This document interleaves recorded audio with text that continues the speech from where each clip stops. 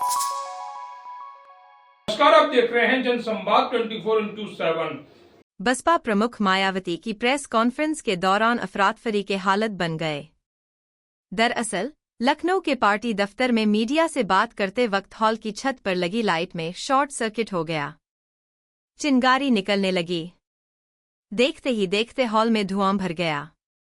Conference hall में मौजूद party कार्यकर्ताओं में हड़कंप मच गया।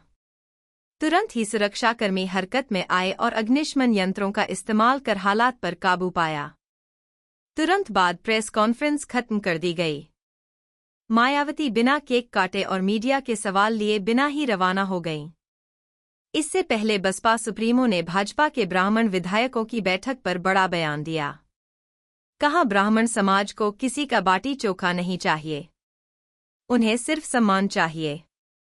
हमारी सरकार बनने पर ब्राह्मणों की चाहत पूरी की जाएगी। ब्राह्मण समाज को भी कांग्रेस, बीजेपी या सपा के बहकावे में नहीं आना चाहिए। उन्होंने बसपा की चुनावी रणनीति को लेकर भी बड़ा बयान दिया। कहा, बसपा पूरे देश में हर चुनाव अकेले ही लड़ेगी। यूपी में होने वाले चुनाव में बसपा अकेले ही उतरेगी। इसे लेकर किसी को कोई गलतफहमी नहीं होनी चाहिए। दरअसल विधानसभा सत्र के दौरान भाजपा के ब्राह्मण विधायकों ने बैठक की थी। पार्टी के प्रदेश अध्यक्ष पंकज चौधरी ने नाराजगी जताई थी। उन्होंने कहा था, ये पार्टी के अनुशासन के खिलाफ है। एक एक से बात करके समझा दिया है, अब एक्शन लूंगा। अखिलेश यादव ने भी भाजपा की चुटकी ली थी। उन्होंने नए साल पर दी गई बाटी चोखा पार्टी में कहा था कि भाजपा विधायक बैठे बैठे लिट्टी चोखा खा रहे थे। अगर वो सरकार के खिलाफ खड़े हो गए तो क्या होगा? अब भाजपा बाटी चोखा की भी जांच कर रही है। हालांकि प्रदेश की आम जनता ने यहाँ कांग्रेस, बीजेपी व सपा आदि का भी शासनकाल देखा है और खासकर सपा के शासनकाल में तो यहाँ अधिकांश गुंडों, बदमाशों, माफियाओं व भ्रष्ट लोगों का ही राज चलता रहा है, जिसमें इनके खुद के समाज को छोड़कर अधिकांश अन्य सभी वर्गों का शोषण होता रहा है। और इस मामले में दलित वर्ग के लोगों का तो इनकी सरकार में सबसे ज्यादा उत्पीड़न हुआ है, जिनके समाज के बीएसपी की प्रमुख नेता को भी सपा से अलग होने पर, जब गठबंधन की सरकार थी तो सपा से अलग होने पर दिनांक 2 जून सन 1995 को यूपी के लखनऊ सरकारी गेस्ट हाउस में मेरे ठहरने के दौरान वहां सरकारी मशीनरी की मदद से सपा के कई हजार गुंडों व बदमाशों आदि ने जो उस दिन मेरे ऊपर जानलेवा हमला करने का पूरा प्रयास किया है, ये सब भी किसी से छिपा नहीं है। इसके अलावा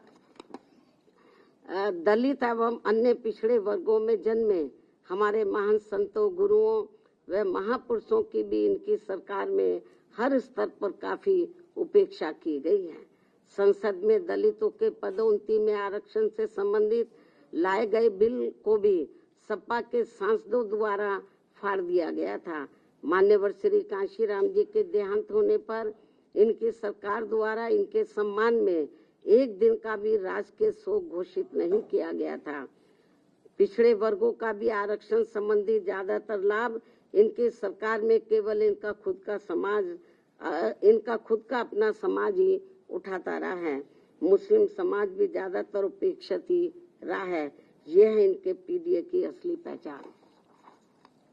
वहीं दूसरी तरफ बीएसपी की रही सरकार में हमने किसी भी वर्ग व धर्म के लोगों के साथ किसी भी मामले में कोई पक्षपात आदि नहीं होने दिया है और हमने पिछड़े वर्गों में इनके खुद के यादव समाज के हितों का भी पूरा ध्यान रखा है, आगे भी रखेंगे। प्रदेश में सभी विरोधी पार्टियों की रही सरकारों की तरह हमने बीएसपी की सरकार में कोई भी दंगा फिसाद आदि नहीं होने दिया है। साथ ही प्रदेश के विकास को भी लेकर हमारी पार्टी की रही सरकार ने अनेकों ऐतिहासिक कार्य किए हैं।